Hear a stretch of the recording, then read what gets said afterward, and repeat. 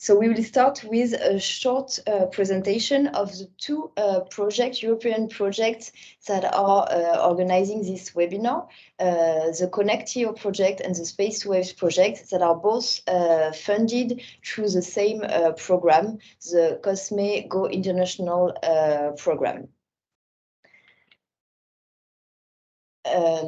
Then we will have some SMEs that have participated to the Space2Waves or the ConnectEO program that will give us their experience in internationalization. And as I told you, we will end with a question and answer session whose aim is to give you the floor. So first of all, I will give the floor to Nolwenn, who will present to you ConnectEO and the results of ConnectEO program. Nolwenn, the floor is yours. Thank you, Clémence, and thank you everyone for joining. We are very happy to have you all here today to discuss the outcomes of the project and the testimonies that you all have for this experience.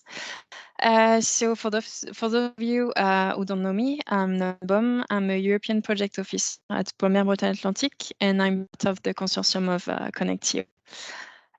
So to give you a very quick overview, so the aim of the project is to promote access to Chile and Australian markets for European EO SME services and products, active in maritime and agriculture sectors. So the project started in September 2020 and will end at the end of this week. It is led by ERSC. I can see that Veronica is here today. So hi, Veronica. And from also CTA. I saw that Maria is connected also. So just to give you a quick update, so we have the actions to do the job that we have been asked to do that is to first have a back office. Our idea is to give documentation to our SMEs on both markets, so Austria and Chile, to help them internationalized in these countries and to give valuable data for their international strategy. We also implemented a front office in Australia. We employed a person for 6 months there who was helping the SMEs get in touch with Australian stakeholders and to help them make business there. We organized 4 online train missions, so 2 in Chile and 2 in Australia in both markets. Again, with stakeholders to start doing business with SMEs, public bodies there, which was very valuable for them, and also organized B2B meetings with 2 subcontractors, one in Australia, Frontier SI, and one in Chile, which was Chile. So just to give you a quick update, so we had 19 SMEs who were involved in ConnectEO from 9 different EU countries. 41% of them came from the agriculture sector, 23 from the maritime sector, and 36 from both markets. And 60% of our SMEs already had international experience abroad. So for the Australian market, so like I said, we organized 3-day online train missions. So again, talking about agriculture, maritime, and the main aspect into account when doing business in Australia. We organized 53 B2B meetings with our SMEs, on a lot of online trainings, webinars to help them gain literature, business tips to go to Australia. And like I said, gaining support from our front office in Australia. And regarding Chile, we did the same more or less program there. So 3-day online train missions. We organized 91 B2B meetings and also organized webinars and training sessions for our SMEs willing to go to Chile. So that will be all for ConnectEO.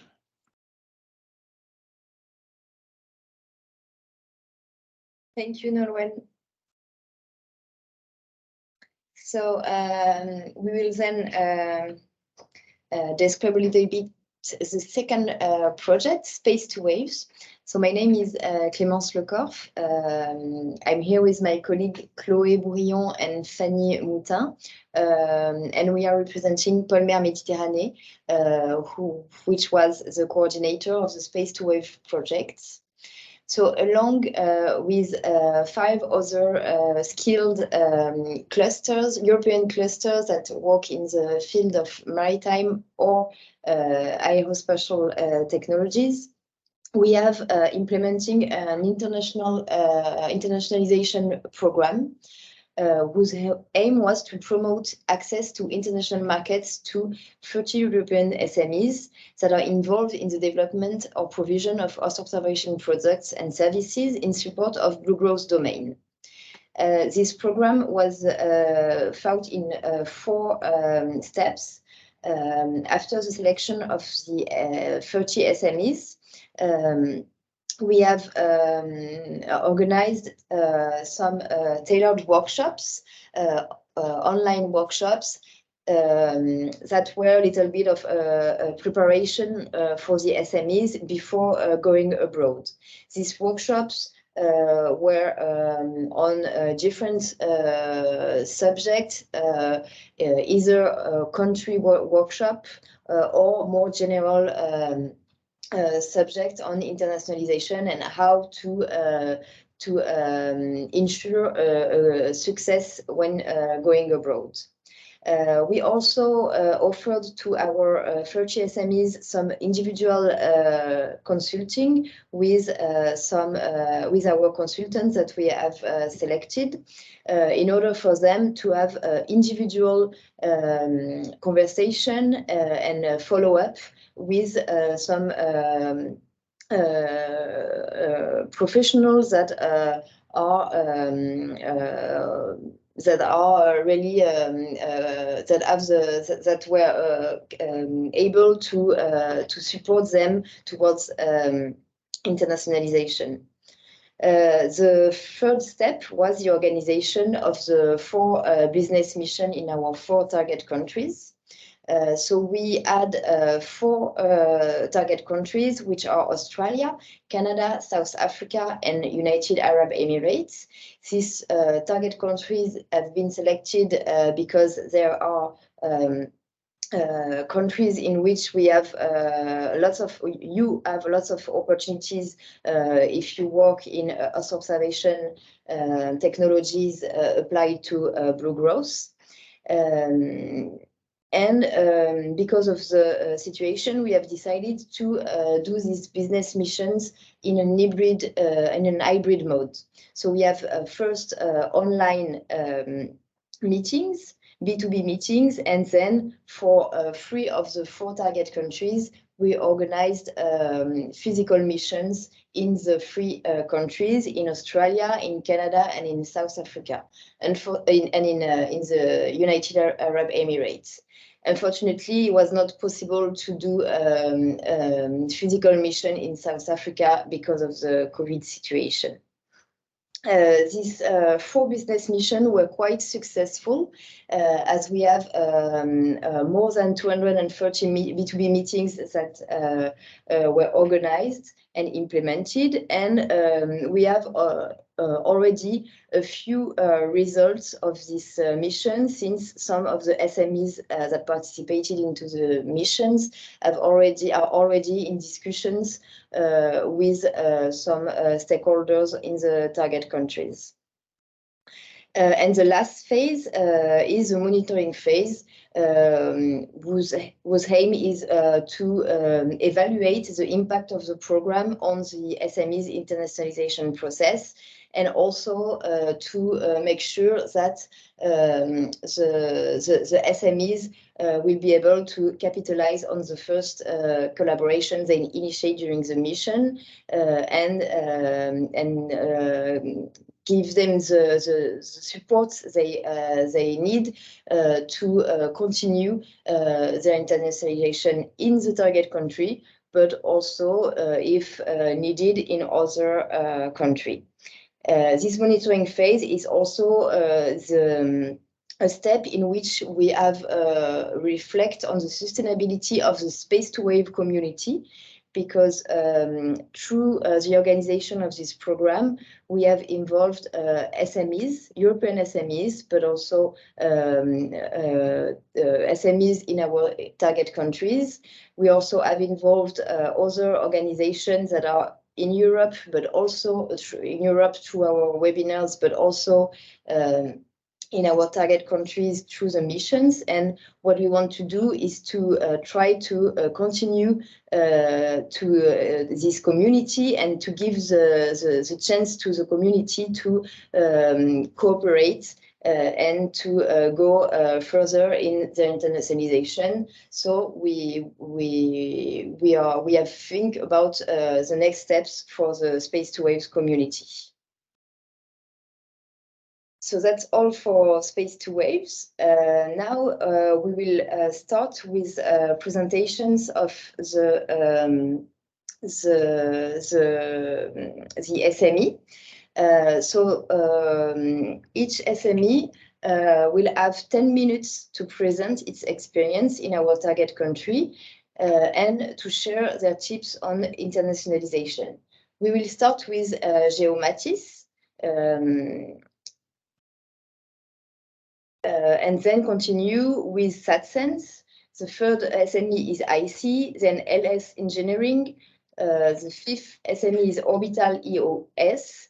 The sixth SME is Mayday. The seventh is Quantec, and the last one will be UTW.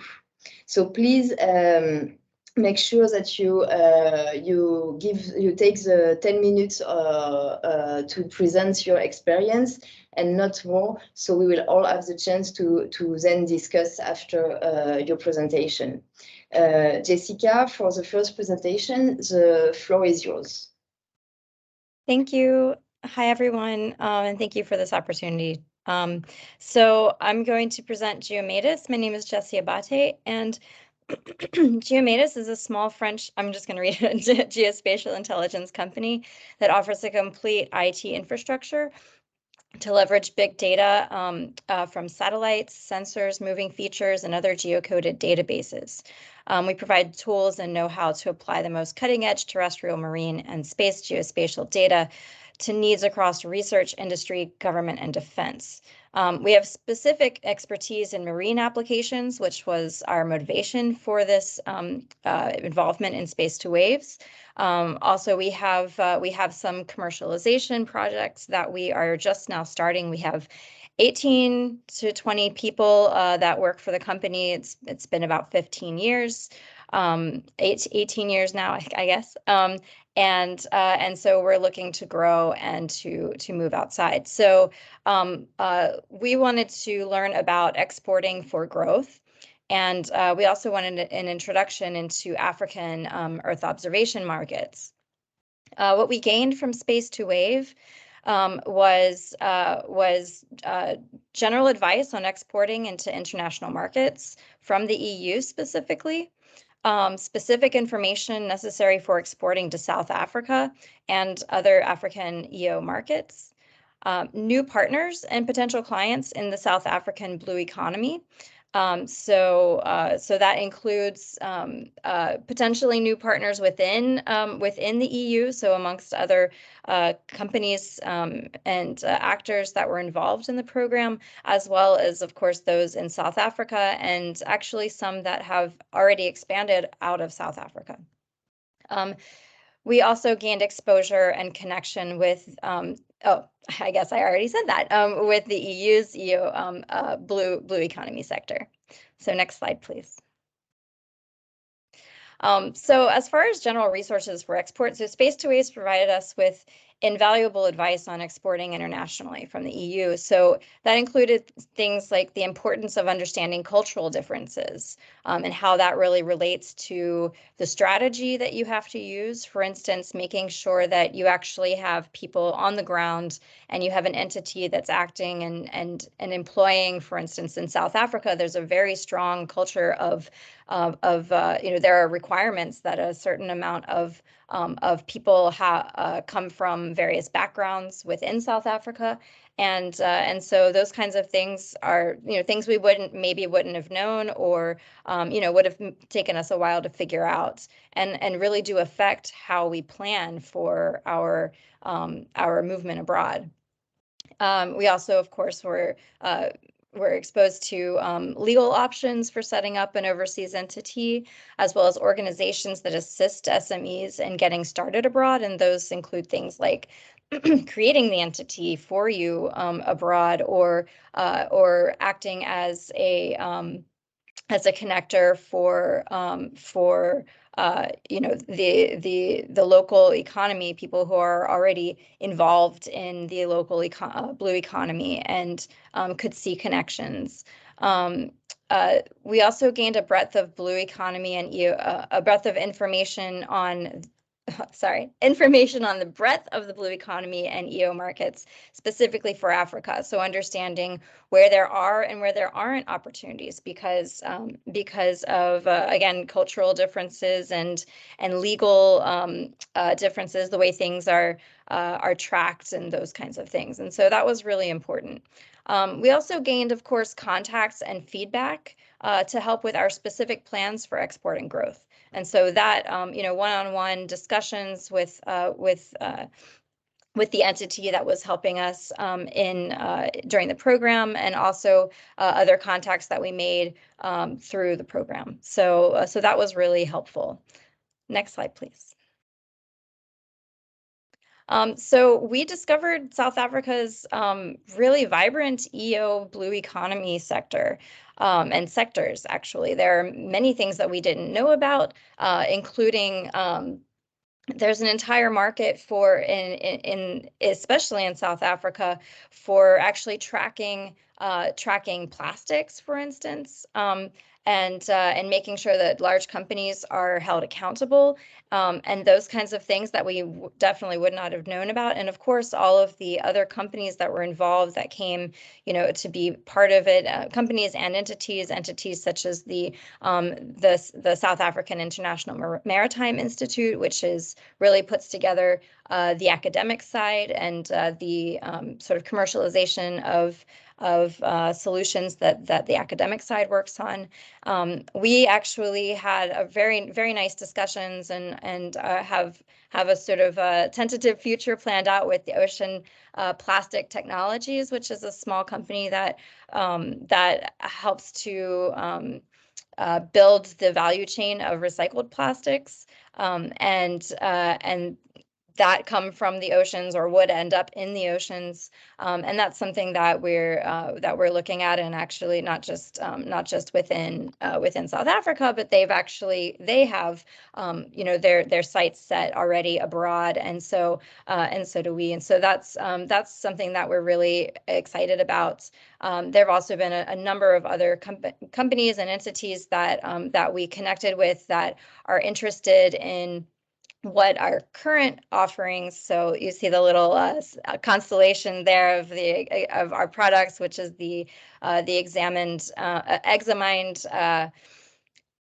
software. So we essentially a software development company, but we also deal a lot with analysis of big data, EO observation, EO technologies and data, and so really being able to utilize those in different and innovative ways is something that we really gained from this. And we can really apply this sort of export model. So looking at future products, building with the local projects that are already underway that we could contribute to, and also, of course, this idea of having a local entity that really goes and essentially resells our products within the country.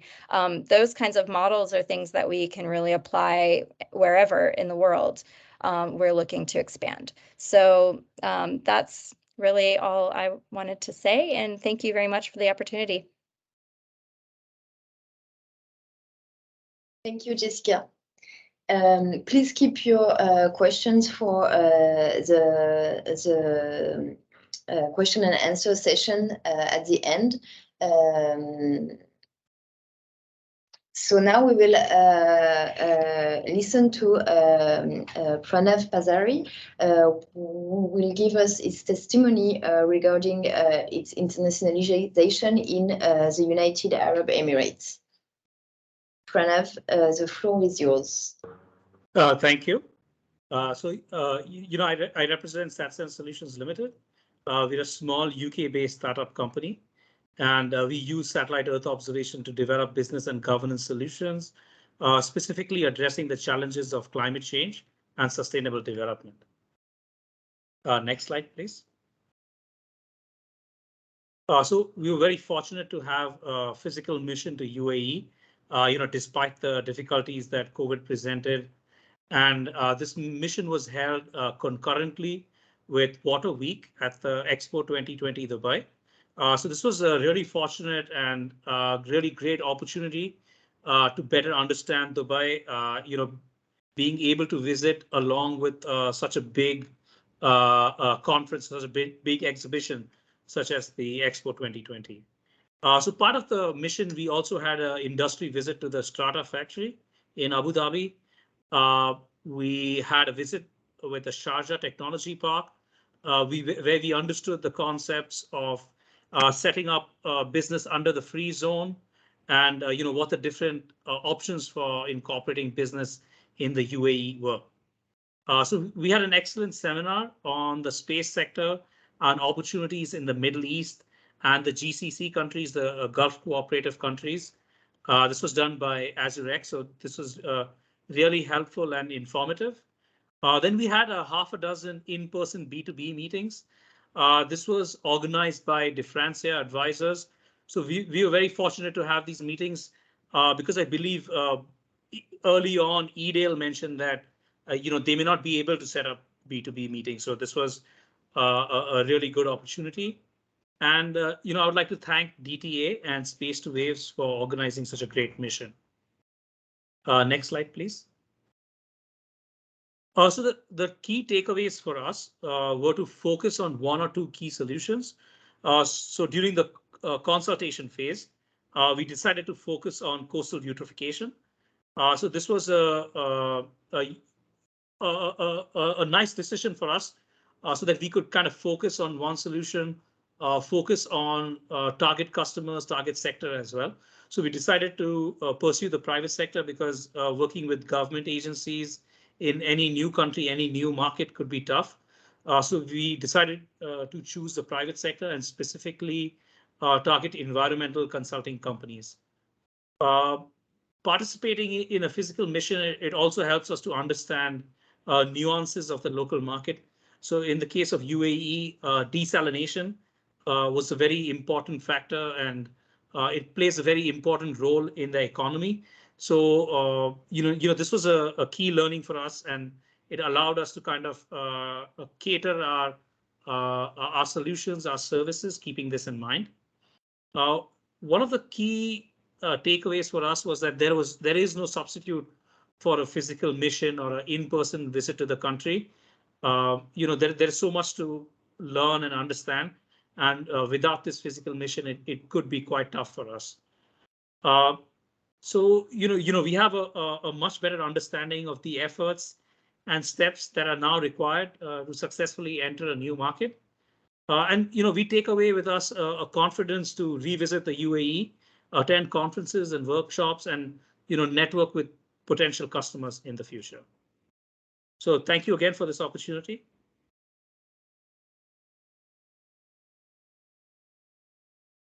Thanks a lot for your presentation. The next SME to give its testimony is IC. Yeah, hi everyone. I'm Aurélie. I'm the CEO of IC. IC is a French company based in Bordeaux in the southwest of France, and our market, our topics are the use and the dissemination of satellite products, satellite remote sensing, Earth observation towards the coastal environment and biodiversity managers. This is the two main topics we've been targeting this last 8 years, I would say, because we are an 8-year-old company, I would say, this summer 2022. We are also an ESA big business incubation, Sud France, south of France alumni. The company now is doing about 1 million euro turnover. We are almost 15 people right now. Our main focus is doing business with final customers, final end users. These are mainly public authorities, but also industries, I would say, being either public or private, working in the port, the marine energy, or the dredging sectors. And all these activities, this is something I would like to share with you today, is that we have faith in Earth observation-based services. And after working 6, 7, 4, 8 years as the IC manager and really investigating the benefits of Earth observation and pushing this kind of services, we are quite proud, I would say, to say that it works. And we are really growing over these observation services towards coastal and biodiversity.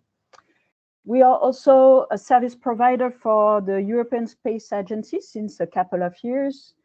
Either we were quite a small company a couple of years ago, ESA awarded us a very big contract a couple of years ago dealing with coastal erosion. And this is also something I would like to share with the other SMEs, because it's not because you are tiny or you're a very small company that you cannot do business with ESA. This is something you can keep in mind also. So we participated to the Canadian, to the Space2Wave Canada mission. Must know that our background, initial background in doing business abroad and going international is very tiny. We are really in the early stage of thinking about doing business abroad. Our main market is France since all these years, and we are really still now focusing on France because there are still many things to do. But we are a bit curious about what is the maturity of the other country with regards to Earth observation and the kind of thematic products we have. So this is why we accepted the mission to Canada within the Space2Wave program. So very little background, but also the time in between the mission and this feedback today is really short because the mission occurred in June 22, a couple of weeks ago. It was organized alongside a conference called H2O, is a kind of reference North America and Canada conference dealing with the ocean business. It was in Halifax over the Atlantic Canadian province along the Atlantic coast. Of course, the Space2Wave guys organized B2B meetings. We had the chance of participating to the dinner conference and so on. Also to a pre-day, I would say, dedicated to the international delegations. So all this stuff was, of course, a plus. Myself, I've made a couple, I would say 8, 10 B2B meetings during the event, during the H2O conference.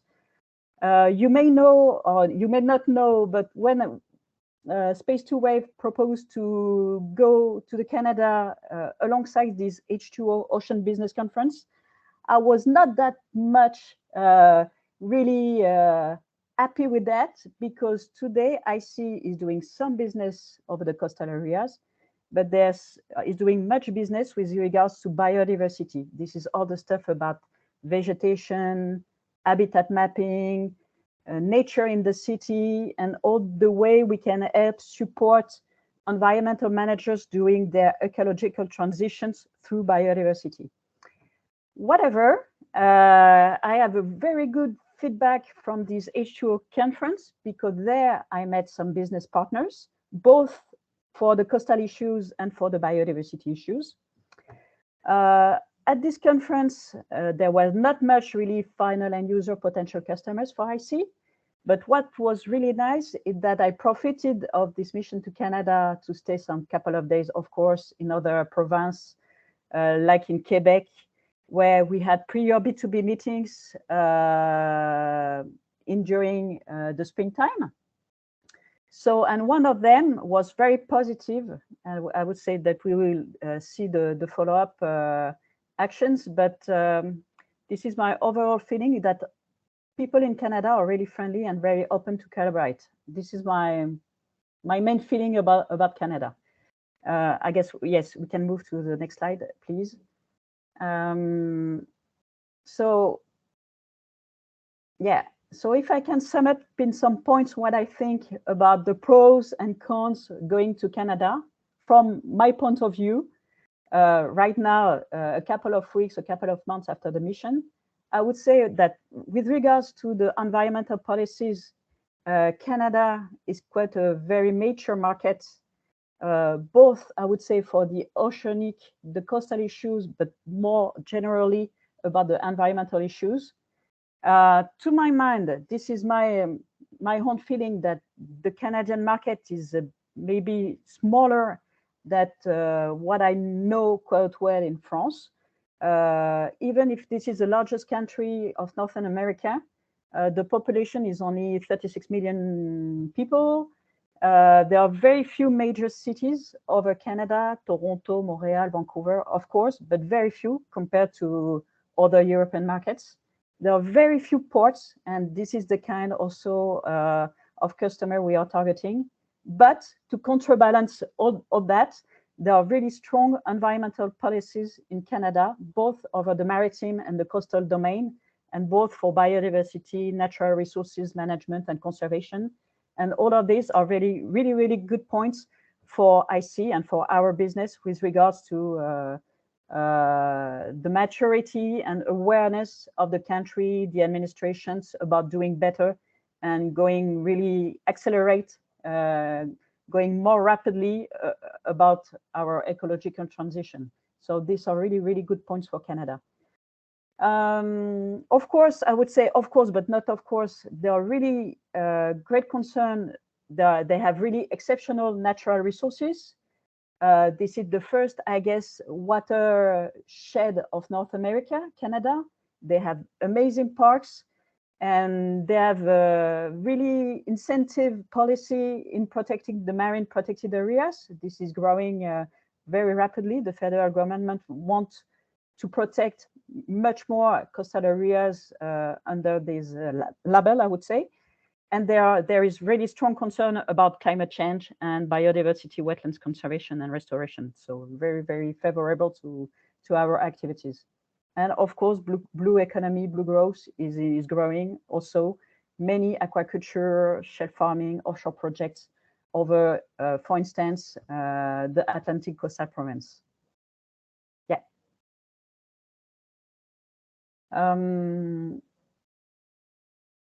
Yeah, you can move, but I guess it's coming. Thank you. The culture, I would say the Canadian culture in remote sensing and with regards to the kind of services we are selling in France is really nice. Many people have this background in the administration and in the companies we've met, but many of them, or most of them, are not buying Earth observation services yet. But I would say that this was more or less the same in our countries in Europe these last years. So I'm not afraid about this because this is a situation that I know in France and over which we succeeded. So we can manage with that and deal with that. They are very open to new techniques, to transfer of technology, transfer of knowledge, and getting the feedbacks also from the previous European or French use case. So this is really positive for Canada. They have really strong cooperation with the European Commission and ESA, the European Space Agency.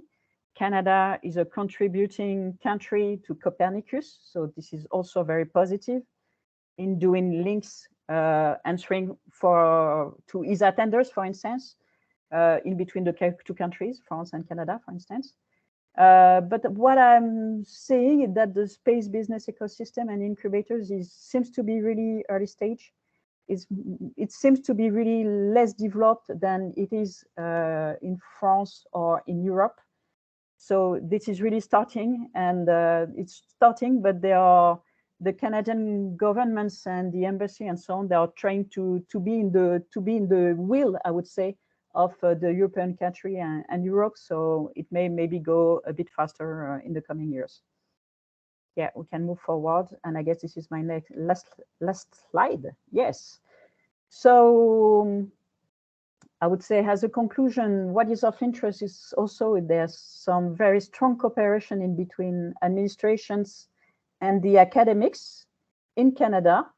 Administrations are working with academics, not only, but it seems to be really something they are privileging, I would say.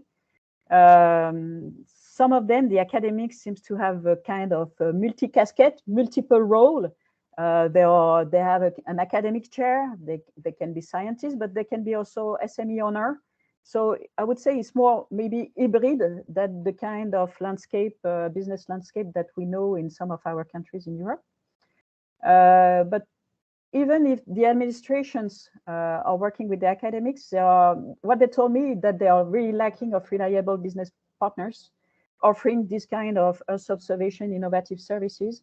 And this is why they were really interested in trying to build something with IC, that IC could become quite rapidly a kind of a reference business partner for Canada and for the federal or provincial governments, because they're really seeking for opening their business collaboration, business activity and collaborations with other partners than the academics. For my concern, I'm French, so it's really cosmopolitan. There's a big French community in Canada and Quebec province, mostly. There are French people everywhere in business, in the SMEs, in the consultancy companies, but also in the Canadian administrations. And all this is very positive to ease business relationship and networking. And from the previous B2B meetings I've been able to do during springtime and during the mission, is that you can meet French people, and these French people are quite friendly and open to link us with other administrations. So I guess this is something very interesting for business. Very strong linkage with in between Quebec and France, of course. Research collaborations. The guys working in the administrations have been formed and trained in France sometimes. And the same working in the English-spoken province. They're really strong linkage with the UK, for instance.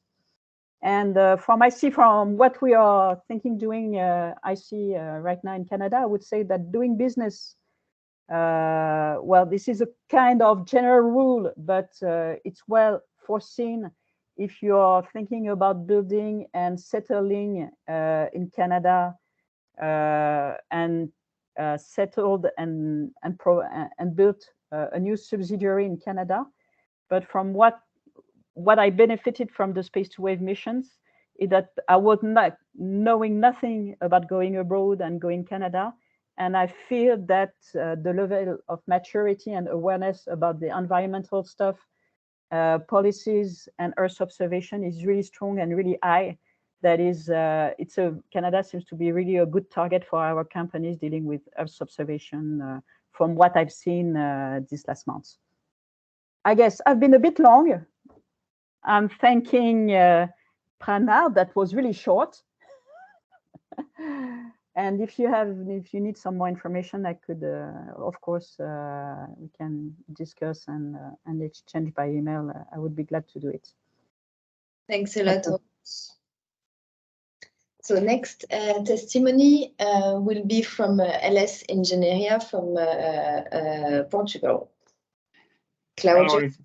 Hello, everyone. My name is Claudio Souza. I represent the LS company in Portugal. Well, to simplify, we produce cartographic data with the use of data coming from satellite programs, but with more focused in the coastal zones and hydrography, because we are also experts on hydrographic surveying, and we have a long tradition within the Portuguese Hydrographic Institute also. So next slide, please. So how I was saying that our degree of specialization is focused mainly on the topic of remote sensing applied to coastal zones and maritime environments. Sorry, I'm not seeing the images, possibly. Maybe thereafter. Yes, okay.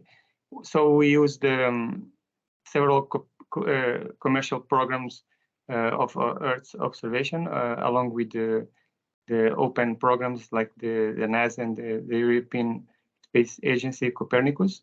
And we are mainly focused at the moment at developing better technology to work in the more difficult environments, coastal areas with big levels of turbidity and difficult to watch the bottom of that places. And our products are more oriented to engineering operations, environmental observation, and also for the aid of navigation. Next slide, please. So at the beginning, when we were entering the Space2Waves program, we had to choose one of the target countries, and there were not few, but they were all very interesting and for us. And so we ended with Australia because mainly of 2 or 3 reasons. Because firstly, we had to identify if it was possible to use our technology in the target countries. Some presenter have spoke about South Africa minutes ago, and for us, South Africa is not a good place to use this technology because it has a large coast, but the quality of the water is very difficult to observe the bottoms and to study. So Australia was a very good target in that point, and also because it is a very huge country. Of course, we were thinking about a lot of possibilities to enter in the business. So the first stop would be in Sydney to make it along our colleagues that were already there and all the staff of Space2Waves. So next slide, please. And I will tell you shortly about our staying in Australia.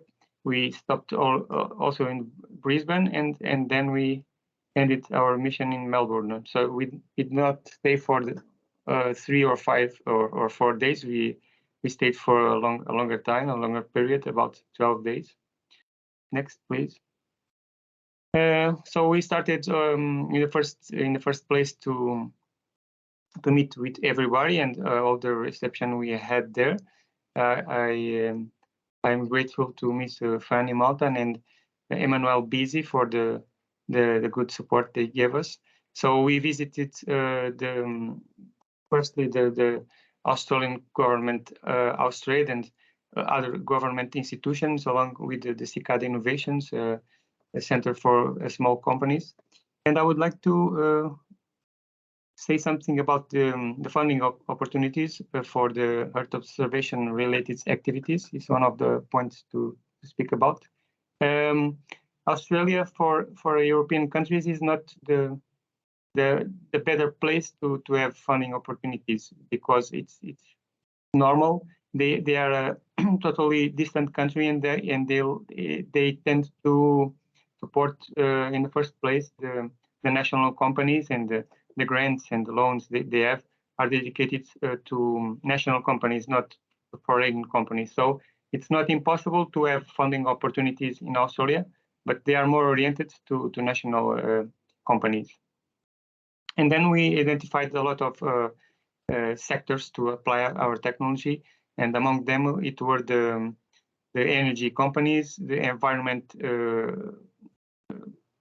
companies, also with the environmental from the Australian government.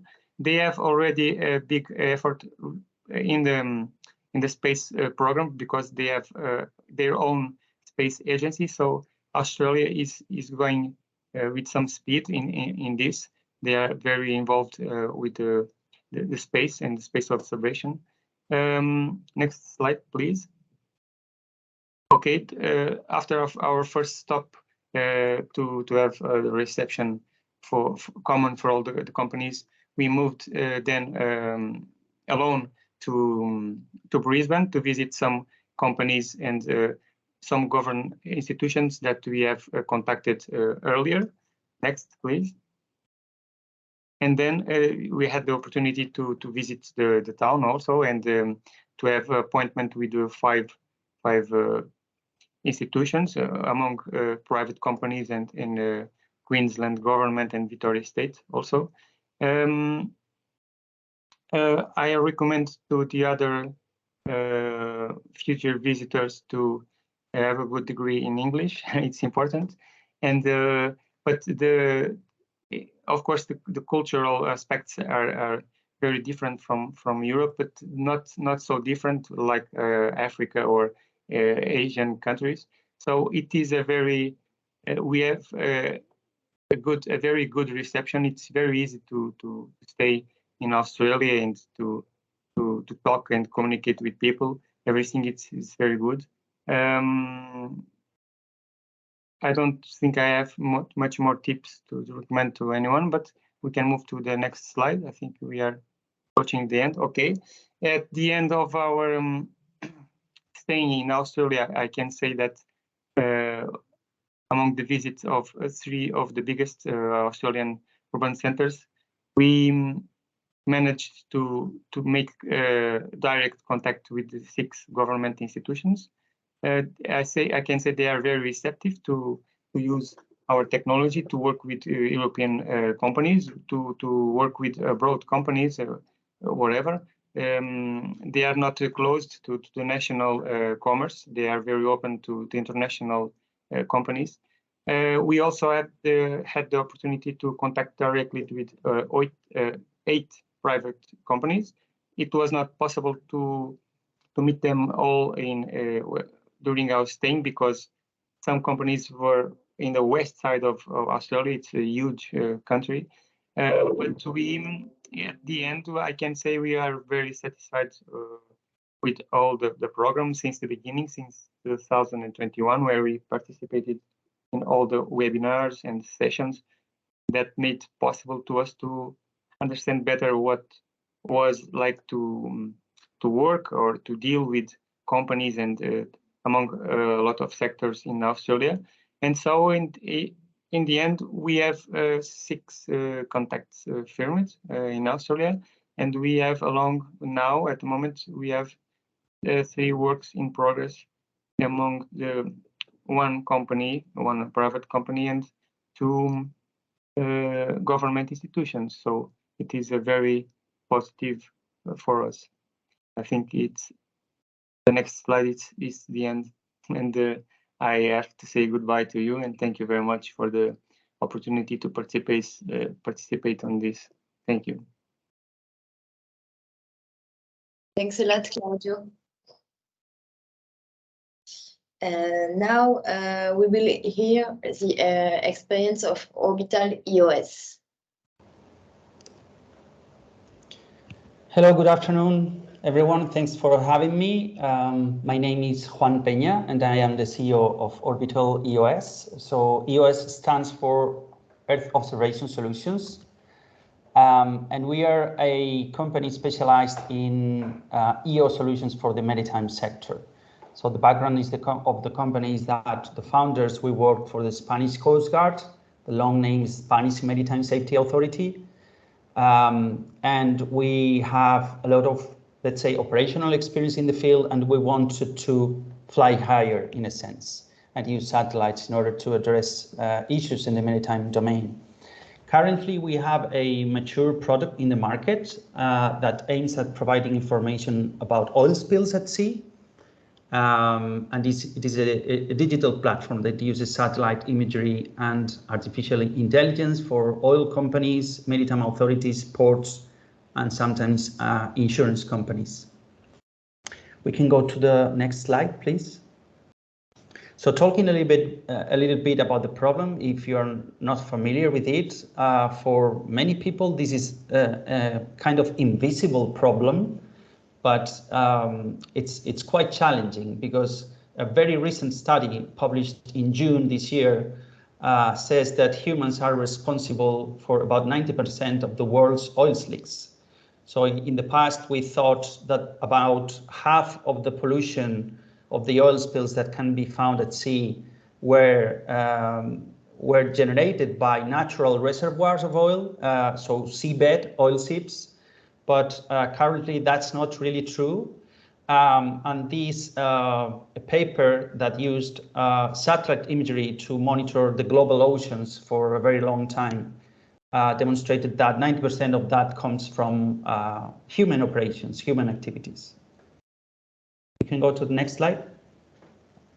So just to provide you an overview of what we do, first we need to understand what are the causes of oil spills, how oil ends up being at the ocean.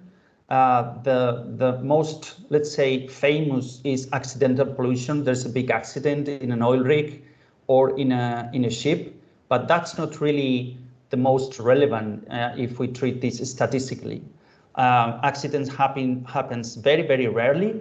And normally oil spills are generated because of operational pollution, so malfunction of pipelines or malfunction in ships, or another cause that is quite invisible to the general public, which is intentional pollution generated normally by ships that want to save some money discharging their oily waste at sea. We can go to the next slide. So our solution is called EOS Viewer, and it is a digital platform designed to be a one-stop shop for oil spill monitoring and reporting. As I shared before, it's based on the use of satellites, artificial intelligence. We use automatic identification system data to identify ships, and we integrate spill trajectory forecasting so we can know how the spill is going to move in the following hours or days. Next one.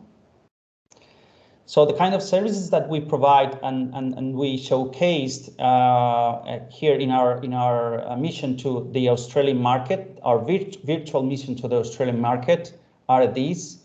We provide services of proactive monitoring, emergency monitoring, historical analysis, due diligence, or forensic studies.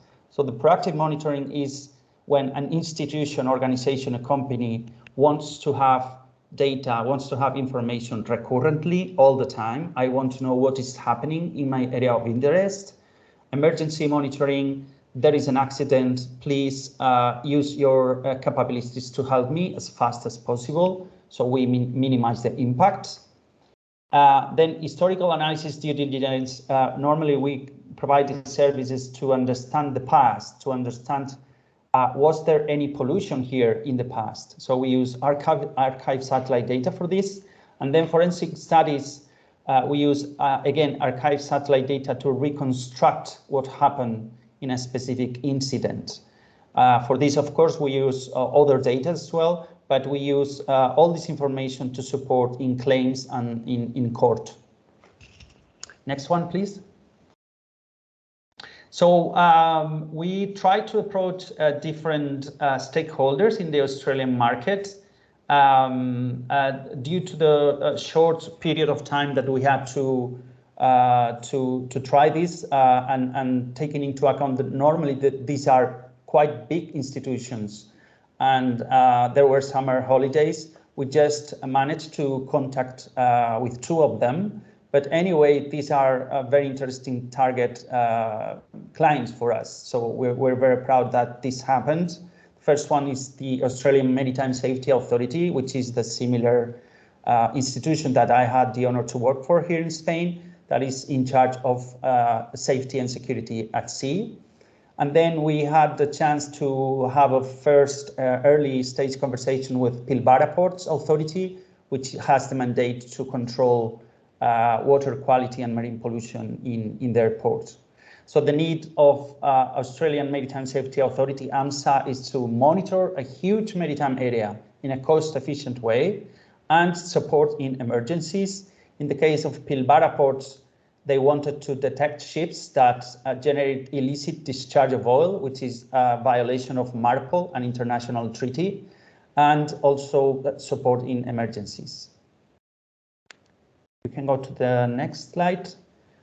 So for us, as a summary, the market opportunities would lie behind this. Australia has a very large EEZ, exclusive economic zone or maritime area. It has high maritime traffic and some offshore oil exploration and production sites. So there's definitely a market for this kind of solution in Australia. Another trigger and beneficial context is that there's a high sensitivity towards environmental issues. That is always welcome in business. And there is a cloud cover. So that's very interesting as well, because we can use not only synthetic aperture radar, but we can use optical satellites to monitor their waters. Next slide, please.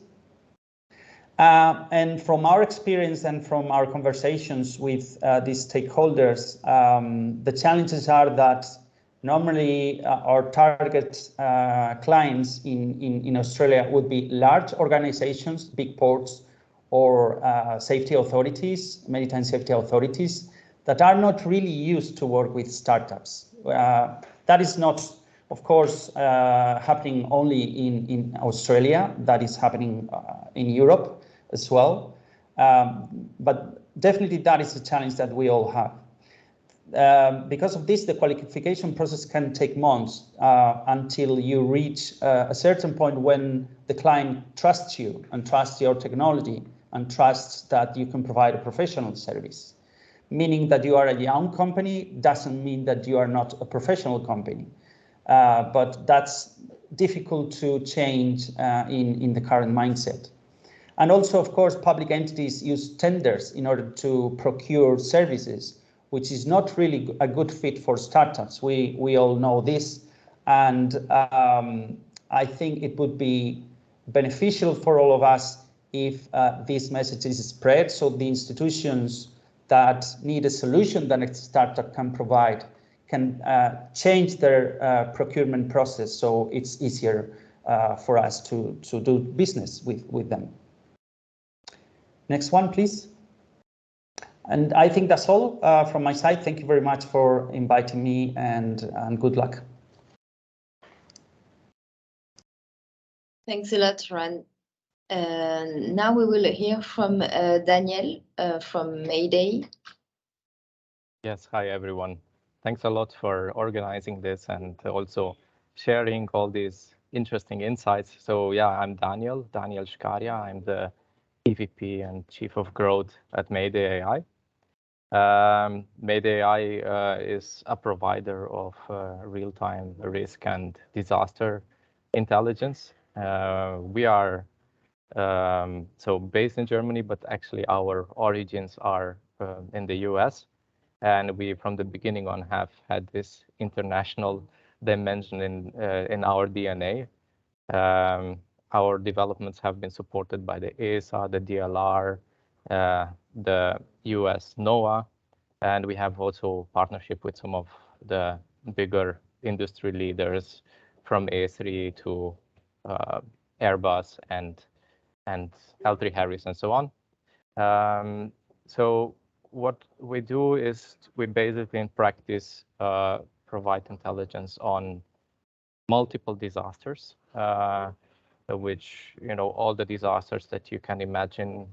So we cover several of them where we focus on those which are most high impact on let's say on the societies.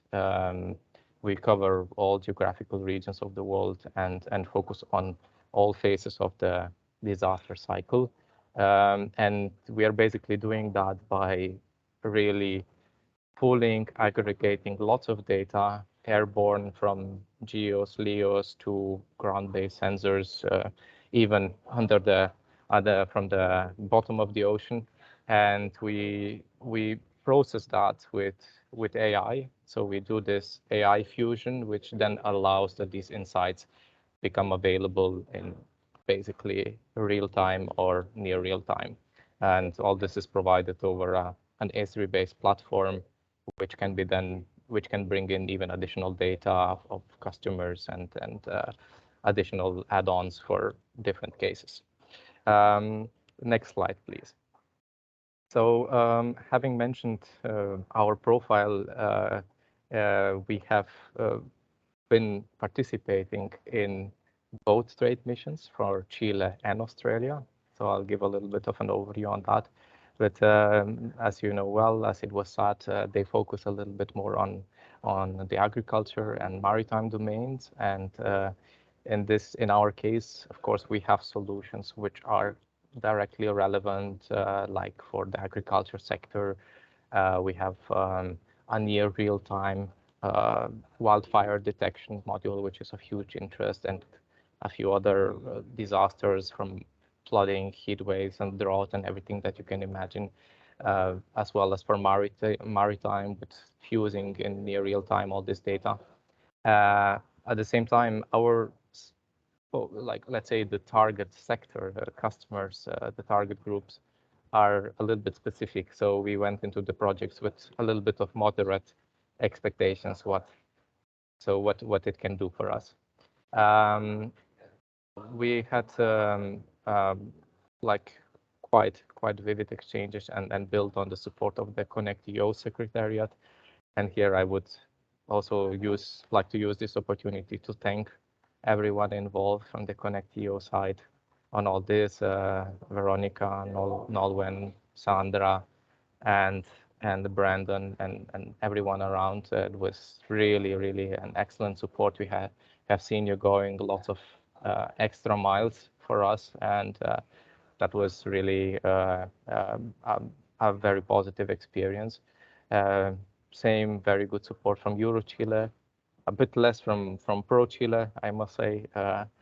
Maybe we were just unlucky, stumbled on the wrong person, but anyway, it was like this was not a big thing. But as we are talking about us as a testimonial, I'm mentioning it, and Frontier SI, which was also excellent in from all aspects. So this was this framework, being part of this trade missions at this high level, definitely helped in entering the markets, especially as from what we have been doing already in parallel. I come to that in a second.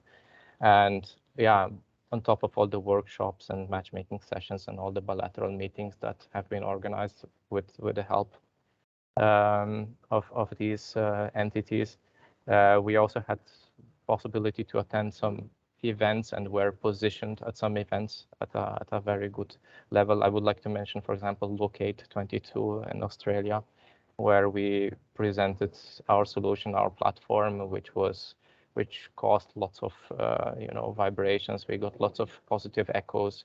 It was just like they were locally asking themselves, yeah, what can be done, with lots of development still in progress, and there they saw what we have and how this can be even used as a conduit for their own developments and forming partnerships. So this was really it helped with all the later discussions.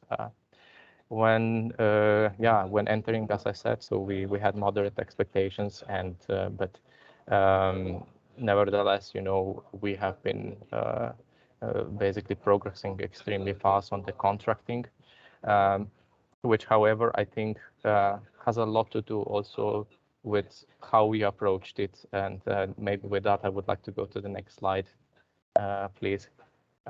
So we have, and maybe these are like with a step back, maybe a few suggestions or recommendations, which are more or less generic. I heard some of really interesting insights linked to a certain location, but what we experienced on these two markets and overall is the importance of actually aligning these type of projects with your own internationalization strategy.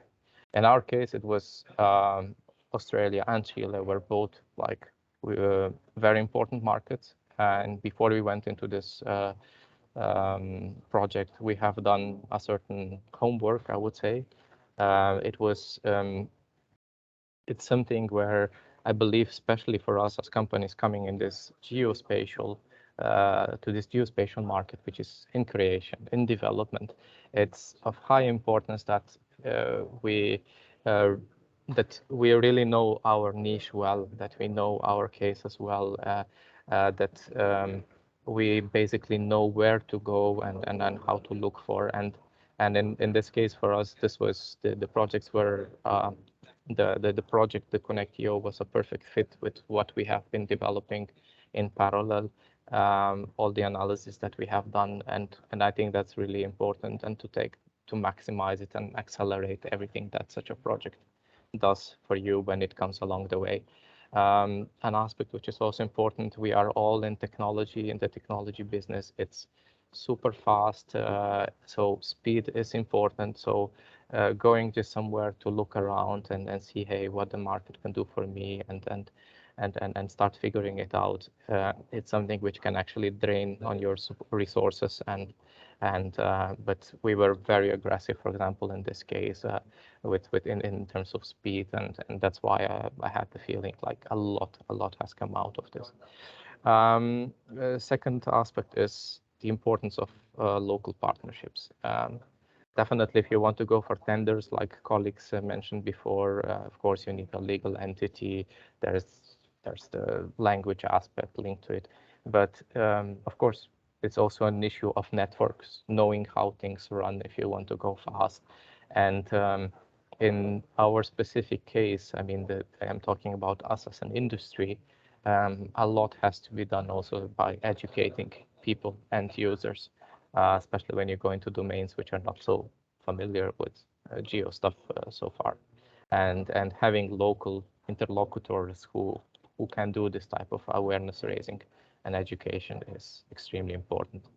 The third point, which proved for us very important, is also the physical presence of key staff, where, okay, we are in this post-corona mode where remote is more accepted, but at the same time, actually this, being physically there, it's proved to us as highly important, especially in this setup phase or business development where you're developing a market. In our case, for just an example, for Chile, our CEO, he basically had moved for almost a year to Chile to develop this, and this was very beneficial. Of course, not everyone has this luxury, and this can be done, but nevertheless, just to see, it is important and can be compensated also with some local hires. And just to conclude, just last sentences. So what we have seen, and maybe again, like talking about the whole industry, which is about geospatial data and software. So when we don't talk about hardware as such, we see that in our internationalization efforts, with all the partnerships that I was mentioning and all these top products that we have, and some other colleagues as well, we have basically faced that there's the competition from some third countries, especially from the East, is very, is in a certain way very aggressive. And this is becoming a commodity data and everything related, where prices will play a role and distribution channels. And in this respect, it is like a big importance, like for projects like ConnectEO or Space2Waves, to actually, build this framework for the European companies to actually be able to build these highways, I would say, where we can also kind of distribute, get in touch. And with this, I would just like to thank you for all these efforts once again. And in the sense, on this note, I also hope that there will be some type of successors of this project. Thanks. Thank you, Daniel. Now I give the floor to Isabel from Quantec. Yes, hello everyone. So thank you very much for the opportunity to present our experience. My name is Isabel Rica. I am co-founder and CEO of Quantec. We're located in the Techno Incubator of the Science and Technology Park in Seville in the southern part of Spain. So we participated in the ConnectEO mission in Chile in the agriculture sector, and it's a pleasure to share with you today the experience we have gained on this project. So what was our motivation to participate in ConnectEO in general? So we wanted to expand our expertise in data analysis and remote sensing to other attractive markets and to other use cases. Next slide, please. So what attracted us to the Chilean market? Well, it's obvious, I think. The huge variety in geographical and environmental conditions actually represent an attractive opportunity for Earth observation. Chile is an extraordinary country characterized by its diverse landscape and spatial contrasts and its economic potential, which is also reflected in the emerging agriculture export market. So given Chile's fortunate geography and climate, the forest and agriculture sector offer attractive opportunities for various remote sensing studies and use cases. So that was the reason for us to apply for ConnectEO for the agriculture sector in Chile. And combining different data sources in this context offers even more possibilities and thus creating more value for customers. So we can go to the next slide, please. The opportunities we have explored in the Chilean market through ConnectEO align very well with our expertise. In Quantec, our activities are focused on the field of data science and data analysis, offering software and data service solutions.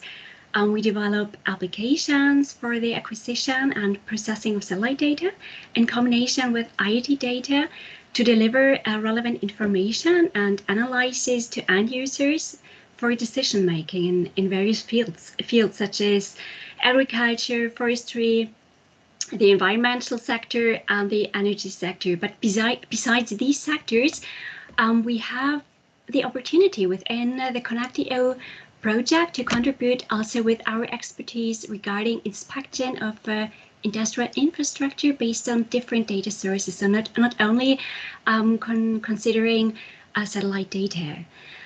We're making use of different methods in Quantec, methods such as machine learning, AI tools, and also different technologies, for example, blockchain technology, for the prediction and the calculation of our models, and furthermore to improve also the traceability in the food supply chain. That was very important when we're talking to Chilean stakeholders, because some of them were not aware of the importance of securing data, the possibility to secure data via blockchain, and giving it as in that way more importance. So please next slide, please.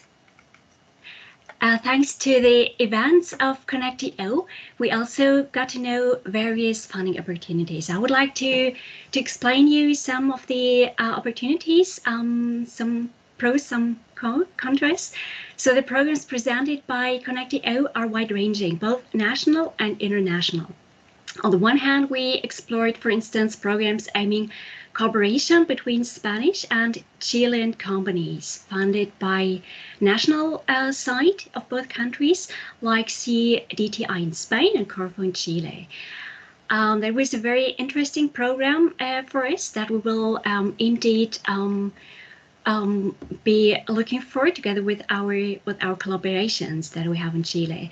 And another interesting possibility to be funded regarding our planned development projects with Chilean organizations are EU funding programs for Copernicus downstream applications. So not only national, but also European funding programs. Among several other funding opportunities, there is also one program I would like to mention whose requirements seem too challenging, at least for us. So it is a acceleration project for startups, supporting female founders, a program launched by Startup Chile, if I remember well. And in general, this is an attractive idea, but the criteria to be fulfilled, so the idea is attractive, but the criteria to be fulfilled requiring an on-site stay in Chile of at least 5 months seem to be quite challenging for, let's say, for company leaders who for various reasons cannot afford to leave family or on-site work commitments for several months. So nevertheless, it certainly offers attractive opportunities for others to get to know Chile's startup culture directly on site, but for us, this was not the preferred program. So next slide, please. Okay, so which are our experiences tackling international markets? It is essential to explore the potential market you're going to address. First of all, get to know the customer's needs and understand the ecosystem in general. So due to limited resources as SME, when entering new markets, you should think about what could you offer within a limited framework. And when acting on the international market, one should also be aware of the competitiveness as a European supplier compared to national suppliers, for instance, keeping in mind different cost structure between the countries. Further challenges to be faced when entering international market is intellectual property and legal frameworks. But thanks to the webinars provided by ConnectEO, we gained important insight into the topic of intellectual property that will certainly be of importance for us in the future. Next slide, please. So if we were to make recommendations for EU SMEs targeting the Chilean market, or rather all international relations, the most important advice would be to improve cultural competence. So it is crucial to get to know others' business culture and improve awareness to overcome cultural barriers. In our case, we are lucky, we are an international team. Fortunately, we can rely on the cross-cultural expertise that we have, among others, also Chilean background that helped us a lot to understand a little bit better the Chilean business culture. So either you can count on an international team and its members' expertise, or you make use of cultural business consulting. In any case, this should be an important step for better understanding your target market. And besides cultural barriers, you should also, of course, address further topics such as get to know a little bit better the economic situation, the legal regulations, and of course, the technological situation that you will face. Next slide, please. So summarizing our experience of the ConnectEO participation, we have gained valuable contacts, not only to Chilean companies, but also to the Chilean academic field. We met very open-minded people during the event, both in private and in public sector, seeking for new collaborations. We have made business contacts that go beyond satellite applications. That is also very important for us. So I can say the ConnectEO program has provided us with important information through various webinars and matchmaking events that will certainly support us for ongoing collaborations with Chilean companies and the public sector. But a little drawback I also would like to mention that we faced were some difficulties in contacting through the provided platform during the event regarding occasional problems with the delivery of messages. Next slide, please. The next slide, please. Okay, so but apart from these little obstacles, our expertise was very positive, and hopefully we have built long-lasting business relationships. The team of Contact would like to thank the organizers of ConnectEO for the opportunity to participate in this project and for the excellent support. So thank you very much for this valuable experience. Thank you, Isabel. Unfortunately, our last participant from UTW had an unexpected situation and could not make it to this afternoon. So Nolwenn will briefly explain what UTW has done through ConnectEO project and its result with its internationalization in Chile. Thank you, Clémence. So yeah, I apologize for Roberto who had a last-minute constraint. I will do my best to present the company, and if you have any question regarding the company or their products, I will be happy to direct them to Roberto. So UTW is an engineering company that uses drones as a differentiating element. So the company was created in 2015. And its team includes serving engineers, agronomists, and programming experts. So you have on this slide 3 of their main services that they offer to their customers. So they are experts in civil engineering, visual and thermal inspections, and precision farming. Next slide, please.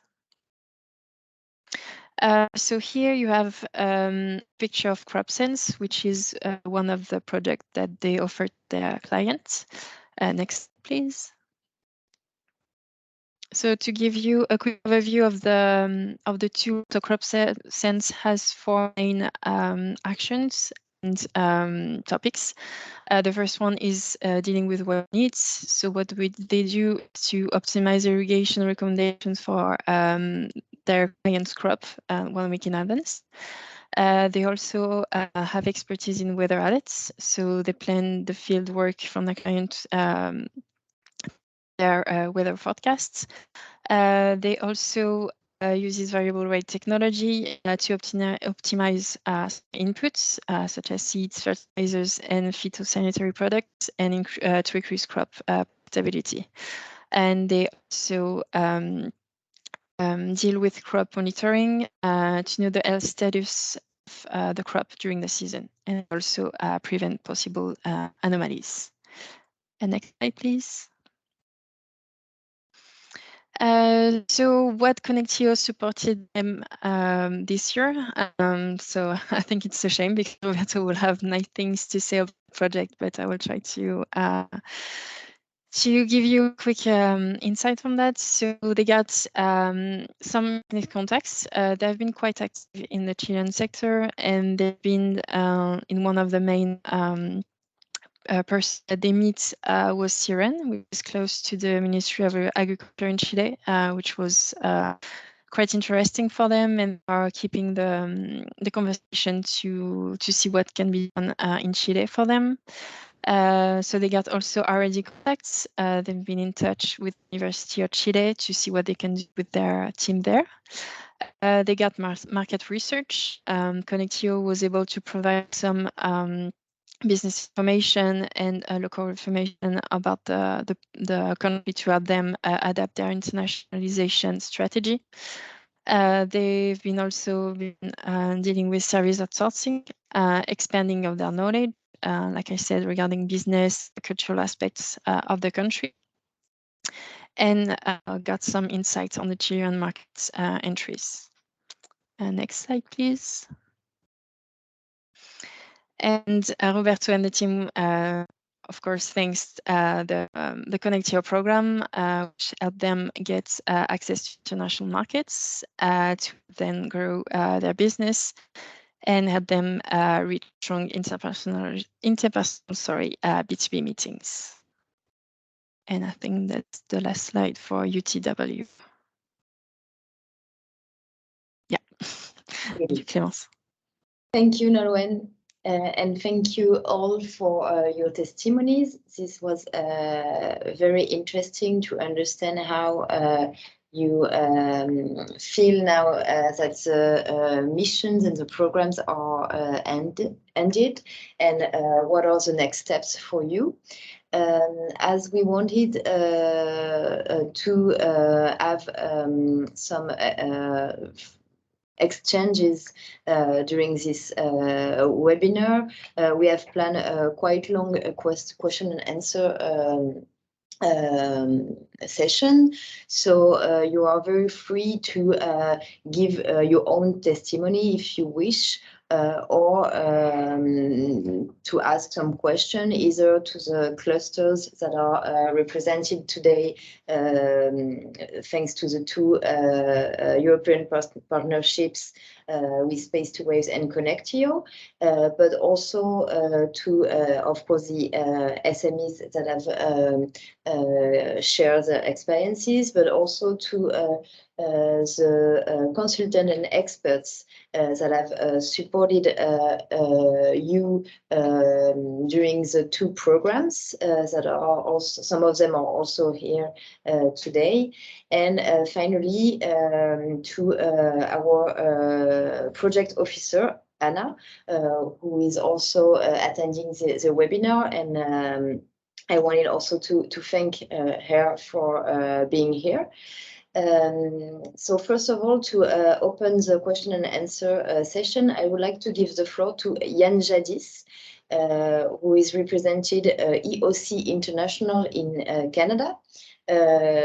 So Yann will give some words on, will say some words on Canada and internationalization, and then you are free to ask your questions and give your comments. Yes, thank you very much, and good afternoon or good morning, everybody. So yes, I've been working on that project with EOC, and from EOC in Marseille is on the call as well today. So yes, I'm based in Canada, and I was awarded the contract to help the delegation for Space2Waves to Canada. And so I just wanted to make one comment today, and maybe address one point, is that so when the delegation came to Canada, I think one of the big plus and one of the big take of the group was that all those companies didn't really know each other. Some of the companies from the same country had met in the past, but they didn't really know each other. And companies from different countries, UK, Greece, Spain, or France, never really met. And so one of the big take was that a lot of those companies realized that during that stay in Canada, they had a lot of opportunity to exchange, to discuss, and realize that there was a lot of opportunities for them to do work together.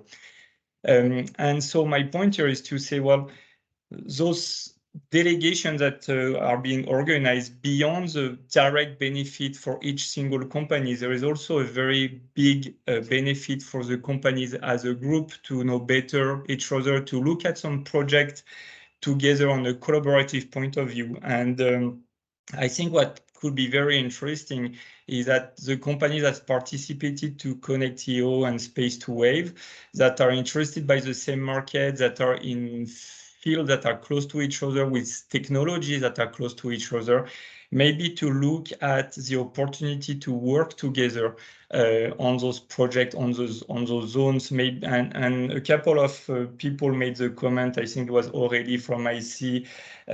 I believe Daniel from Mayday made the comment that a presence in the country was very important. But sometimes for smaller companies or startups, it's not easy to have their own resource. So maybe that's an interesting way to pursuing the market, is to kind of group together and have a collaborative development.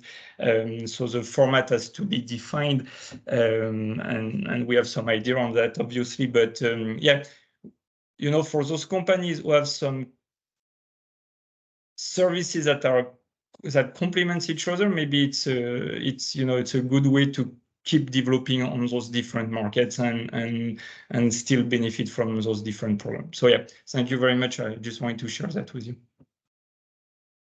Thank you, Yann. Indeed, it's very interesting, and I know that our SMEs that participated to Space2Waves were quite enjoying the physical mission. As you said, it was a place where they have been able to enter in contact. and it's also something we aim to create a real, as I said it in the first introductory session, Space2Waves and ConnectEO are also projects that aim to build communities of SMEs in order to collaborate and cooperate all together with SMEs, and with also the support of EU business support and also international clusters in our target countries. So please, if you have any other testimony, comments, or question, you can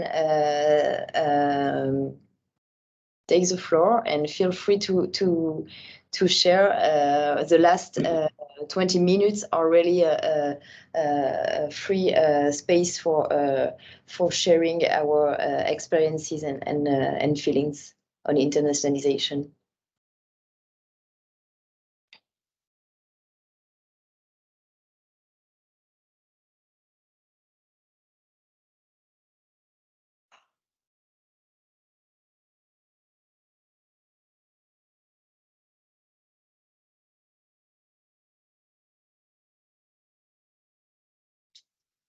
Maybe if I may, if nobody is taking the floor to share the testimonies, I would rather ask a question from the project perspective and from perspective of the associations and clusters who are supporting SMEs. What we could have done differently? Like, of course, many of you mentioned similar aspects about, like, you know, cultural differences or the importance of language or the physical presence. But I'm wondering then, what would have been more helpful, or what would you like to see more in such a mission? Is it then more of the physical presence? Is it your physical presence, meaning as your businesses? Or, for instance, from the perspective of ConnectEO, we had the front office, so like a person, and I understand that here in Space2Waves with Yam, you also had this person who was in touch with, who was supporting you as a local to get in touch with local stakeholders. So I'm just curious, what do you think was maybe the most helpful, or what would you like to see more and you would have corrected for in such endeavors?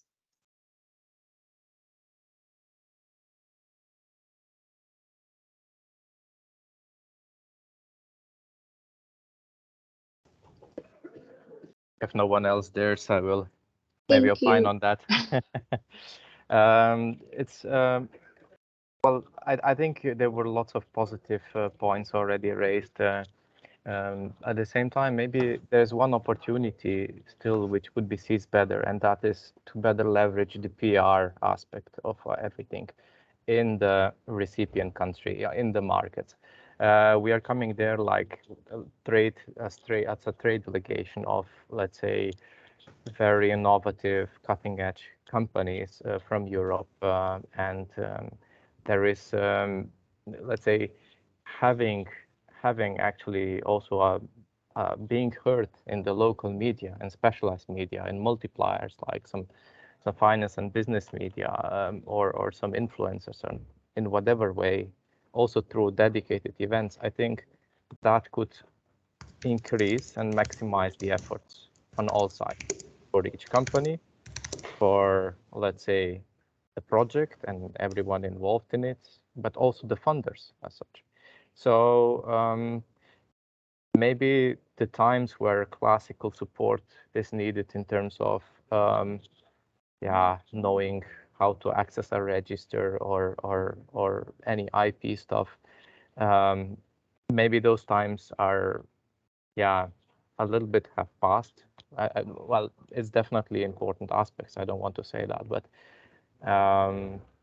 at the same time, we are really moving very quickly on all digital channels, and when you come to a market as such, you can either buy expensively some advertising space, which also no one can afford, or we can also join and pool the resources on something like that. Yeah, if I may, And thank you very much, Daniel, for that comment, because we typically offer the more classical support to the company, meaning trying to organize B2B's meetings. But we have just recently signed a partnership with a company that specializes in digital media and PR. Because I agree with you. It's you need to have a 360 degrees approach, and I think it's important to both are very important and complement each other. You definitely need to approach the companies for one-on-one B2B meetings, because B2B meetings don't get organized like just spontaneously or very, very rarely. But I think at the same time, you're right. If you start to pass the message in the community that is of interest to you, that there is a delegation, that there is European companies that are going to come to Canada, that they're going to come to a specific event, that there is some fund from the European Commission to do that, it's big. It's big, especially today where digital media are so huge. So I 100% agree with you. The only thing I would say is that from our experience, those type of services are quite expensive. And so, you know, we know that the budget are always a bit limited. So at one point, you also need to make some arbitrage between, you know, spending the effort on organizing B2B meetings or doing some digital communication. But yeah, I think it's a great point. And to go back to my point, I think if you're able to have a collaborative, the same way that those programs are doing, but then maybe more focused on a few companies, if you have a collaborative approach, it's also easier to get the budget together to be able to do that type of communication. So yeah, I think it's a great point, and it's definitely part of today and tomorrow business should be done.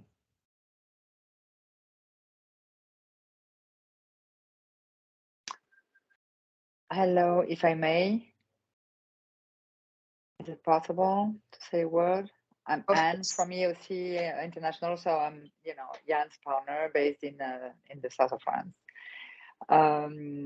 We then had the mission for Canada with Jan and to Australia with Emmanuel. To further what, you know, Jan was saying, I think the challenge now, the next step, as we all know, that's doing a mission and having good contacts during a mission. The challenge is the next step and how to deal with those contacts, to make those connection, to turn those connection into business. I think the local presence and to be able to rely on the local presence and partners, I think it's key on the longer term. And as Jan was saying, it's always, and we are pretty much specialized in collaborative export project, which means putting people, companies from the same field with different offers that can, you know, like work together. And have a strategy on how to approach the market on the longer term as a group, and to offer, you know, a European solution, a French solution, etc. But at least to have a longer term approach as a group, and then be able, as Daniel was saying, be able to first work sales wise, you know, like on the ground, the contacts during all year long, but also, you know, to do what Daniel was saying, like some marketing actions, PR actions, work with, you know, like social media, etc., to have a, you know, a better visibility on the markets, and then, you know, and have better results on the longer term. So we are very all the clusters and pool disposal. If you want to think about what to put in place next at phase 2 after the program, to think about how we can maximize what has been done, and to make sure everything turns into business. Thank you.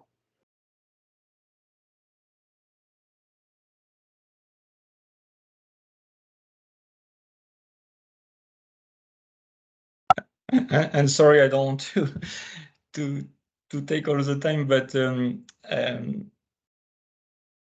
typically when we work with companies, with group, with those type of program, there's typically 3 phases, right? Number 1 is preparation, and I think the great job has been done with that, with different webinars, with coaching and so on.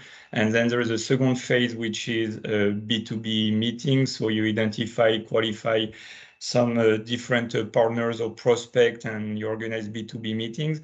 And then there is a third phase, which is in terms of long-term development, which is probably the main one, the most important one, or at least has to be done and structured for the 2 first phase to be worth something. It's what we call consolidation.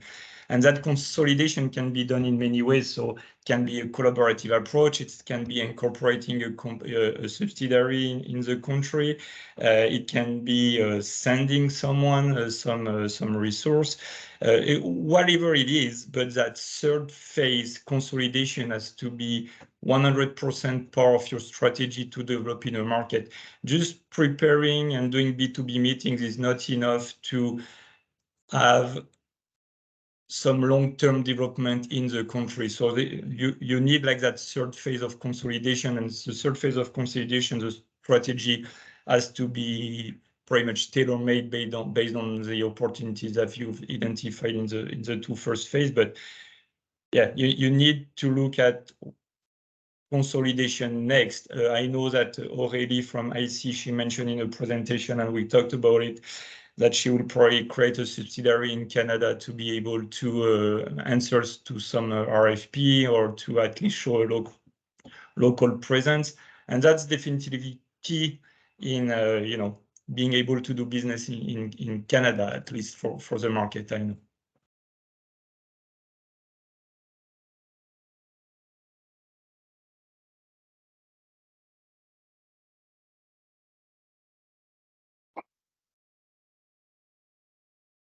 Thanks a lot, Yann.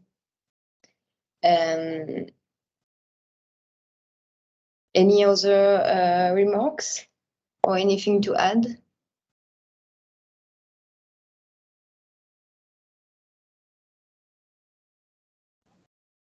Yes, maybe myself, Aurélie.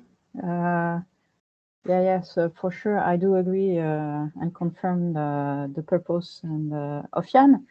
And of course, in the successive days, the forthcoming days after the Canadian mission, my first word of making was we need a third phase, as you were saying, all of you, Yann and Anne. So yes, if we want to transform, I would say, these first B2B meetings and encourage this first shot of SMEs around these international missions.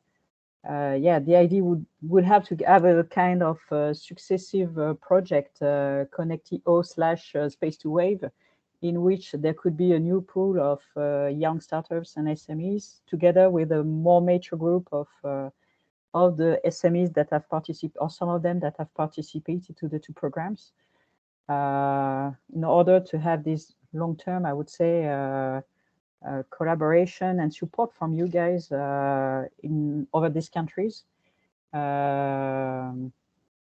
Because we all know that we have few times, all of us, and besides having a kind of framework, commercial framework or pre-commercial framework within these projects, we are every time, every day, more focused on some other stuff, administrative or commercial or whatever being.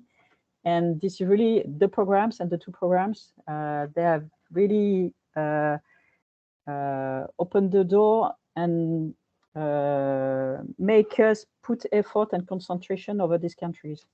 So I don't know, and I don't say that we need to be taken by the end up to the next 2, 3, 4 years, but for sure there could be a kind of assessment of the kind of maturity and the kind of motivation we all have around the country we have investigating this year, and see if a couple of them could be provided some further support in a kind of another European project, and together with an extended group of startups or SMEs from our sector. It seems to be really something we have to look about, both in our competitive clusters, I would say, in Polmer, Aerospace Valley, and so on. But this is really something that is in which we are all starting the support of the competitive clusters in each of our country, and we have to still put effort on that. I would say to fill a kind of gap I'm feeling with the support of the kind of SME like mine that are in between 5-10 years after the creation and the founding, and were mature enough to go abroad and go international. So yeah, I would be glad to be part of a kind of third phase towards Canada or any other interesting destination. Yes, Maud, you want to react?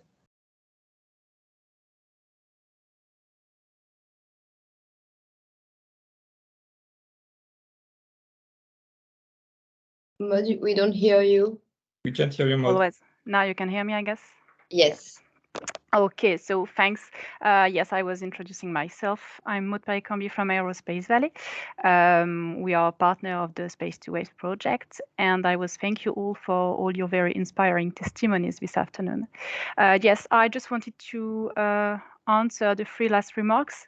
We would love to have a third follow-up action to help to continue to support all the international activities, either in Canada or in any other countries. This is also a question to our project officer, because as you know, we are always looking at European supports to do that.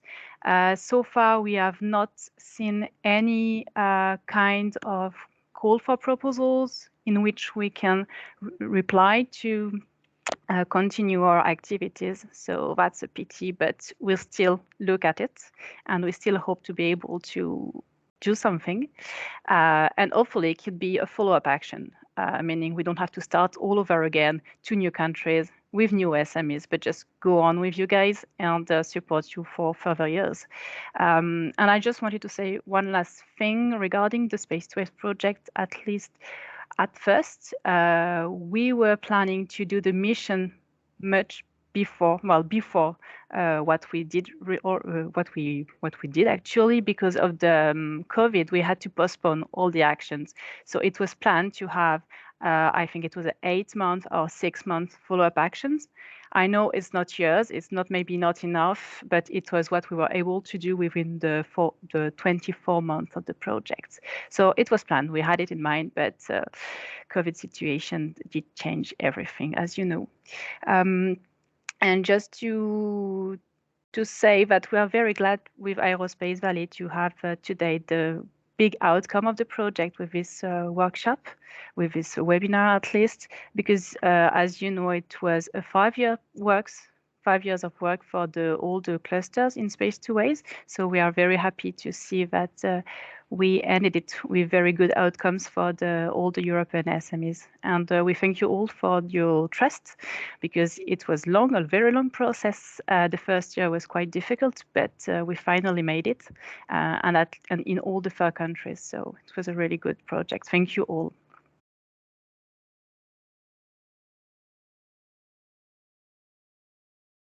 Thanks a lot, Maud.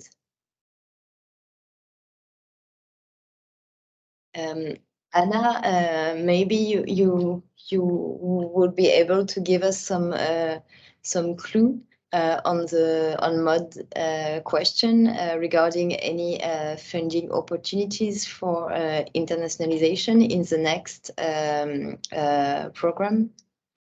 Hello, everybody. Good afternoon.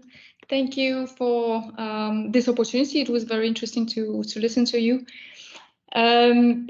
Unfortunately, I cannot give you anything tangible because, I'm not that much in the loop as our Commission colleagues are in terms of the future planning of how to disburse the funding. But please follow up on our news and on the opportunities, of course, on our portal. This field and internationalization and the support to SMEs in this respect doesn't go down from the agenda. So I hope there will be further opportunities. Point taken that you would need the continuation, let's say, of what you've already implemented and not a repetition of a similar action. So yes, this is natural, although from my humble overview of the projects, the COVID disturbed us to a large extent in our planning and in our implementation across the board. So it's sometimes difficult to grasp whether the achievement was really what you were aiming at on the global scale and in terms of the sustainability, which was mentioned in the just recently in your discussions. Yeah. Obviously, I will remember and I will pass this message to my colleagues that this is needed from the sector. Yes, so sorry, I don't have the concrete news, let's say, that you could be getting ready to another call in a month's time. But I hope there will be some opportunities and there will be there are already some calls ongoing and being prepared. So stay tuned. Yeah, thank you. We will. Okay, well, I guess this is the time for to conclude this webinar. So thank you all for your participation. Special thank you to the SMEs that have give their testimony and share their experiences in our target countries. I just wanted to say that all Space2Waves and ConnectEO partners are at your disposal if you need any help in the follow-up steps, as we have just talked. The presentation will be sent to all the participants very soon. And if you would like to get in contact with someone from the participant, so someone who participated in the webinar, you can of course contact us, and we will put it in contact altogether. Thank you, Anna, for your participation and for sharing a few words as a conclusion. So thanks and have a nice afternoon, and I hope to see you all for another project or any follow-up actions towards internationalization. Goodbye. Thank you. Thank you. Goodbye. Bye-bye. Bye-bye. Thank you. Thank you, everyone. Bye. Thanks.